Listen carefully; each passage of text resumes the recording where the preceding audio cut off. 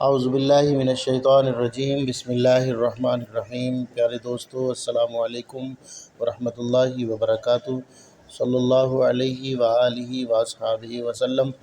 آج کی ویڈیو شروع کرنے سے پہلے حسب معمول اس دعا کے ساتھ کہ تم جیسا گمان کرو گے اللہ رب کریم کو ویسا ہی پاؤ گے۔ وہ اپنے بندے کی خاموشی سسکی بھی سنتا ہے، وہ باتیں جو ہم زبان پر نہیں لا پاتے وہ ان کو بھی سن کر قبول کرتا ہے۔ بس یہ کبھی نہ سمجھیں کہ وہ سن نہیں رہا۔ اے اللہ، جس کام کی دعا طلب کرتے ہیں بظاہر تو وہ ممکن نظر نہیں آتا، لیکن تو کوئی معجزہ دکھا کر ان کو ہمارے حق میں بہتر کر دے اگر وہ کام ہمارے لیے بہتر ہے۔ آمین یا رب العالمین۔ پیارے دوستو، اگر آپ ہمارے چینل پر پہلی بار آئے ہیں تو برائے کرم آپ ہمارے چینل کو سبسکرائب کر لیں۔ جزاک اللہ خیرہ۔ نابالغہ کا نکاح۔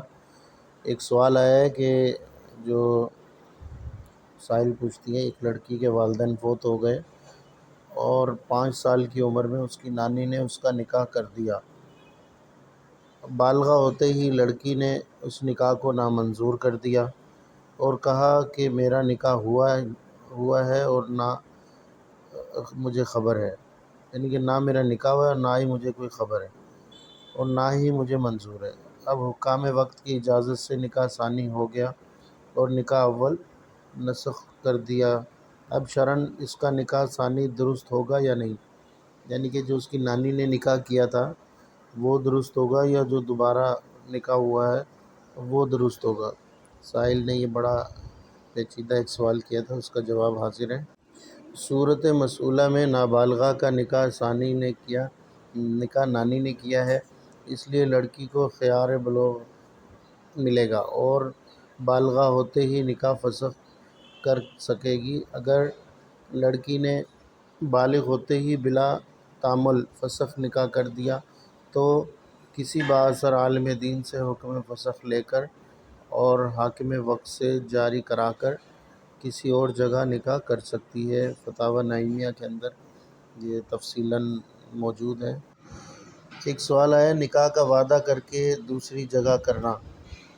سائل نے سوال کیا، میری دوست مسرت کے والد نے اپنے بھائی کو کہا کہ میں اپنی لڑکی کا رشتہ تجھے دوں گا، لیکن 4-5 سال کے بعد وہ رشتہ کسی دوسری جگہ دے دیا گیا۔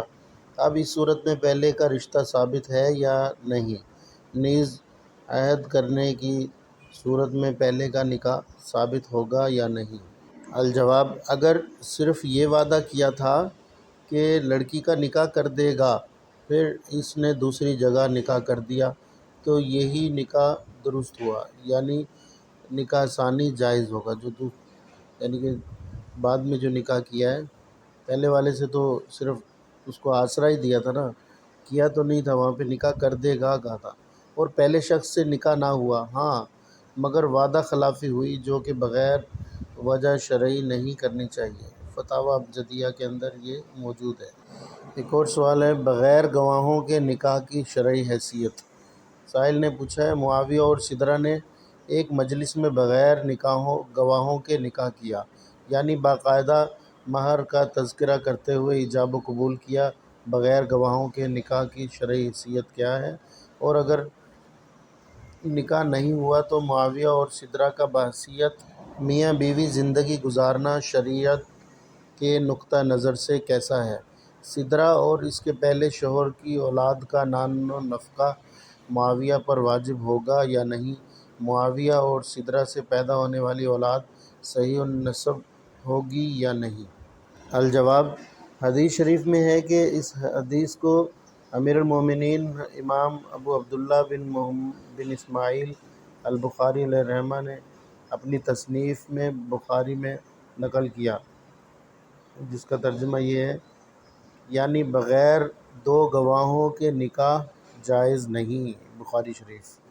شیخ الاسلام برہان الدین ابو الحسن علی ابن ابی بکر الفروانی نے ہدایہ میں لکھا ہے کہ ترجمہ یعنی مسلمانوں کا نکاح منعقد نہیں ہوتا جب تک کہ 2 آزاد عاقل بالغ مسلمان مرد گواہ یا ایک مرد 2 عورتیں موجود نہ ہوں۔ ہدایہ شریف۔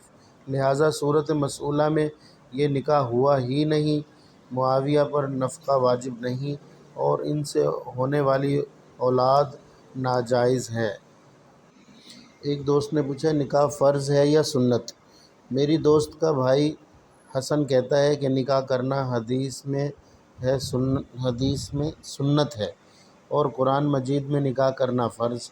اب اگر وہ قرآن پر عمل کرتے ہیں تو حدیث چھوٹ، اور اگر حدیث پر عمل کر رہے ہیں تو قرآن مجید کا حکم چھوٹ رہا ہے۔ اب ہم اس صورت میں کس پر عمل کریں؟ اب اس کا جواب قرآن و حدیث کی روشنی میں عنایت فرما دیں۔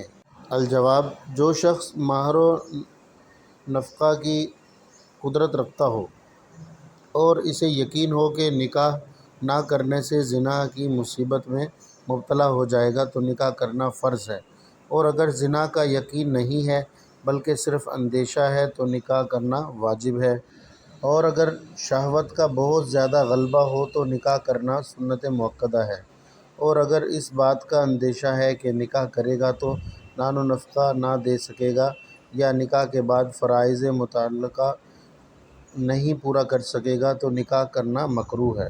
خلاصہ کلام یہ ہے کہ بعض صورتوں میں نکاح کرنا سنت ہے اور بعض صورتوں میں نکاح کرنا فرض ہے۔ نہ ہر صورت میں نکاح کرنا سنت ہے اور نہ ہر صورت میں نکاح کرنا فرض ہے، اور قرآن کریم کی کسی آیت میں نکاح کے فرض ہونے کی تخصیص نہیں ہے۔ فتاویٰ فیض الرسول۔ اور اگر ان باتوں کا اندیشہ ہی نہیں بلکہ یقین ہے تو نکاح کرنا حرام ہے۔ پیارے دوستو، اگر آپ ہمارے چینل پر پہلی بار آئے ہیں تو برائے کرم ہمارے اس چینل کو سبسکرائب کر لیں۔ جزاک اللہ خیرہ۔ السلام علیکم ورحمۃ اللہ وبرکاتہ۔ صلی اللہ علیہ یا محمد، نور من نور اللہ۔